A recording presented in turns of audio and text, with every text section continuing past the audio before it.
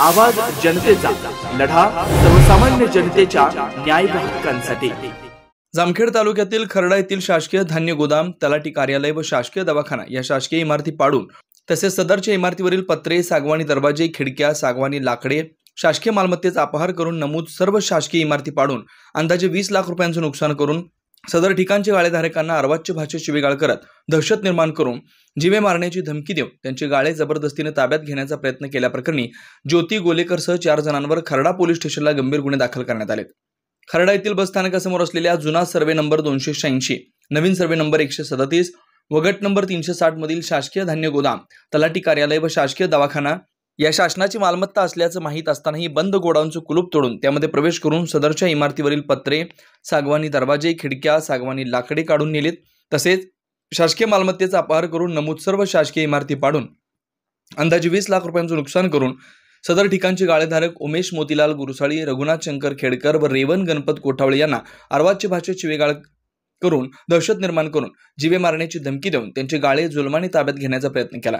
त्यानुसार यातील आरोपी ज्योती शिरीष गोलेकर, तिचा मुलगा संग्राम शिरीष गोलेकर, जेसीबी मालक सुमित सुधीर चावणे, तिघेही राहणार खर्डा तालुका जामखेड व जेसीबी चालक तुकाराम आत्माराम सुरवसे राहणार गवळवाडी तालुका जामखेड या 4 जणांच्या विरोधात जामखेड तहसील कार्यालयाचे अतिरिक्त पुरवठा निरीक्षक तथा मंडळ अधिकारी विजय बापूराव चव्हाण वय 50 यांनी दिलेल्या फिर्यादीवरून गुन्हा दाखल करण्यात आला। आवाज जनतेसाठी अमृत कारंडे।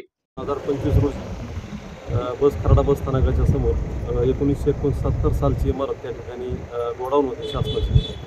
ते पुरवठा विभागाचे गोडाऊन आहे। त्या ठिकाणी साधारणतः 1969 एक बिल्डिंग मोठी साधारणतः ते 5 ते 10 गुंठ्याचं गोडाऊन असेल आणि त्या गोडाऊनच्या वरती साधारणतः 100-200 आसपास पत्रे असू शकतात अशी इमारत आहे। त्याच पद्धतीने त्याच्या बाजूला जुने तलाठी ऑफिस असेल किंवा त्या ठिकाणी 1955 सालची इमारत आहे, दवाखाना म्हणून होती जुन्या काळामध्ये। ती इमारत त्या ठिकाणी साधारणतः ते 50 ते 60 वर्षाच्या इमारती आहेत आणि त्या इमारतीच्या माध्यमातून ती इमारत त्या खर्डाच्या बसस्थानकाच्या समोर असल्याकारणाने त्या ठिकाणी त्या जागेचं व्हॅल्यू आहे फार।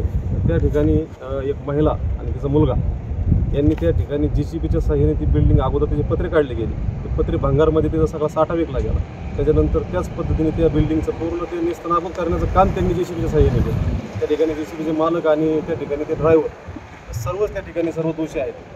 परंतु यांनी ज्या पद्धतीने ते काम केलं आहे ते सर्व ग्रामस्थांच्या म्हणण्यानुसार हे फार चुकीचा विषय आहे, कारण 50, 60, 70 वर्षापूर्वीची बिल्डिंग ही शासन अशी कुठेही काही बांधकाम करत नाही। परंतु जे बांधकाम झालेलं होतं ते अधिकृत बांधकाम, शासनाचं अधिकृत बांधकाम त्या महिलांनी अनधिकृत सांगण्याचा प्रयत्न केला आहे आणि ती जागा लाटण्याचा या ठिकाणी मोठ्या प्रमाणात त्याचा प्रयत्न आहे, कारण फक्त त्या जागेचं व्हॅल्युएशन जास्त, किंमत जास्त होती आणि रोड लगत आहे। तरी त्या ठिकाणी त्या महिलेने जी गोष्टी केलेली आहे त्याच्या संबंधित त्या पुरवठा अधिकारी असतील किंवा पुरवठा त्या ठिकाणी जे कोणी लोक असतील किंवा तहसीलदार साहेब असतील, माननीय जिल्हाधिकारी साहेबांना देखील आज आम्ही या ठिकाणी निवेदन दिलं आणि त्याच पद्धतीने त्या निवेदनाच्या माध्यमातून जिल्हाधिकारी साहेबांनी या ठिकाणी त्याच्यावरती कारवाईचे आदेश त्या ठिकाणी दिले गेले आणि त्याच पद्धतीने पुढच्या काळात काय होतं आपण पाहू।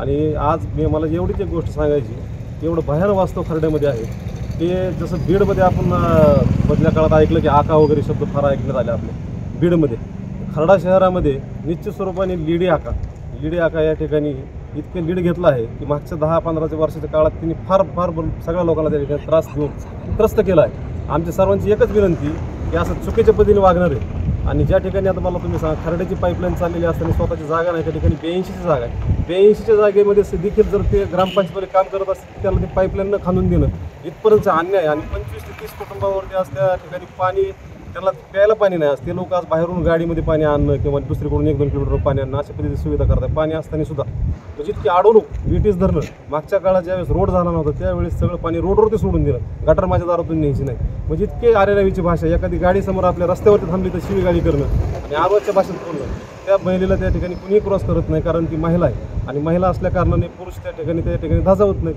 कारण त्या ठिकाणी जर काय आपण करायला गेलं तर ती डायरेक्ट म्हणते तुझ्यावरती गुन्हा दाखल करेल, असं आईला मायला इतक्या खालच्या पातळीच्या शिवाय त्या ठिकाणी त्याच्याकडून येतात। इतके बरं कोणी लोक त्या ठिकाणी दहशत माजवण्याचा प्रयत्न करते म्हणून जात नाहीत किंवा बोलत नाहीत। फक्त इथपर्यंत आता काय झालेलं आहे, हे पाणी सगळं पारणाऱ्या म्हणजे थोडक्यात नाक पाण्यात गेल्यानंतर ज्यावेळेस आपण हातपाय फोडायचा कार्यक्रम म्हणतो त्या पद्धती आणि ही वेळ शासनावर आली। सगळ्यात दुर्दैवी आहे आपलं की शासनाची इमारत 70 सालाची इमारतीला जर ते खोटं ठरवून तिची जागा काढण्यासाठी जर राजरोसपणे त्यांनी ती पाडली आणि त्या ठिकाणी ते सर्कल असतील किंवा इतर लोक असतील किंवा त्यांचे खालचे कर्मचारी असतील त्यांनी पाहून देखील त्या गोष्टीकडे न पाहिल्यासारखा विषय घेतला. आणि आज आम्ही त्या ठिकाणी 2 दिवसापूर्वी तहसीलदार साहेबांना देखील निवेदन दिलं आहे की आम्ही आमरण उपोषणाचं एक खरडा ग्रामस्थांच्या वतीने त्या ठिकाणी निवेदन दिलेलं आहे. 27 तारखेला तर आम्ही निवेदन दिलेलंच आहे त्या उपोषणासाठीचं, परंतु निश्चित आम्ही 2 दिवसामध्ये जर काही कारवाई न दिसल्यास सोमवारी आम्ही खरडा गाव शहर पूर्णतः बंद ठेवण्याचा देखील त्या ठिकाणी इशारा प्रशासनाला देत आहोत. आणि या पद्धतीने यावरती कारवाई व्हावी हीच आमची शासनाला विनंती आहे. जिल्हाधिकारी साहेबांनी आम्हाला एक चांगल्या पद्धतीचा सपोर्ट आणि रिस्पॉन्स दिला. तहसीलदार साहेबांनी देखील त्या दिवशी रिस्पॉन्स दिला, परंतु ते गुन्हा का दाखल होत नाही? गुन्हा दाखल होणं फार आवश्यक आहे. असं जर नाही झालं तर आरे रावी आणि मुजुरी माझं तर म्हणणं एवढंच आहे की तुम्ही म्हणता त्या पद्धतीने की लेडी डॉन हा शब्द किंवा लेडी आका हा शब्द त्या ठिकाणी खरडा शहरासाठी तर 100% आहे. आणि खरडा परिसरात त्याच्या विरोधात शक्यतो कोणी पत्रकार देखील बातमी देण्यास घाबरतात. इतकी वाईट परिस्थिती. त्याच पद्धतीने अधिकारी वर्गामध्ये त्याची इतकी दहशत आहे की डायरेक्ट शिवीगाळी करते, तू कुठनं आला अधिकारी, तुला घरी बसवी, तुला असं त्या लोकांना सर्व्हिस करायची असते. सर्व्हिसमुळे ते लोक पुढाकार घेत नाही किंवा त्या ठिकाणी त्या गोष्टीचा त्रास हा आमच्यासारख्या सर्वसामान्य नागरिकांना, आता आमच्या परिसरातल्या पंचकृषीतील सर्व नागरिकांना होतो. त्याच संदर्भामध्ये शासनाने याच्यावरती लवकरात लवकर कठोर कारवाई करून सर्व नागरिकांना दिलासा द्यावा व आम्हाला उपोषणापासून थांबवण्याचा प्रयत्न करावा. अन्यथा आम्ही उपोषणाला निश्चित स्वरूपाने बसू आणि गावही बंद सोमवारी निवेदन. नदीपात्रामध्ये तसंच नदीपात्रामध्ये त्या महिलेने आज अतिक्रमणाचा विषय केला. नदीपात्र हे शासकीय, शासनाने त्या ठिकाणी आपली जागा मोजावी. त्या नदीपात्रामध्ये ती महिला कमीत कमी 100 ते 150 मीटर खाली त्या ठिकाणी आलेली आहे. जुना पाट त्या ठिकाणी पाण्याचा होता. आज 30 वर्षापूर्वीची घटना होती. ते 5 ते मागच्या 2-5 वर्ष सारखं सातत्याने तिचा अतिक्रमणाचा प्रकार चालू आहे. जमिनी लाटण्यासाठी काही कोणाला काही करण्याची तिची मानसिकता आहे. आणि ह्या गोष्टींसाठी जर त्यांचं पोट कसं आहे नेमकं मला ते आणखी कळणार नाही. कारण पोटच भरत जर नसेल एखाद्याचं तर त्यासाठी देखील आता त्या गोष्टीचा एखादी गोष्ट म्हणतो ना आपण घडा भरल्यानंतर त्या गोष्टी सगळ्या संपुष्टात येतात. निश्चित स्वरूपाने ते आता पुढं आपल्याला पाहायला मिळेल किंवा आपल्याला ते प्रशासनाच्या माध्यमातून कारवाई केली तर ते निश्चितच आपण पाहू, असं मला एक अपेक्षा वाटते. आज तरी नवनवीन घडामोडी आणि सत्य बातमी पाहण्यासाठी आजच आमच्या YouTube चॅनलला सबस्क्राईब करा, शेअर करा आणि लाईक नक्की करा.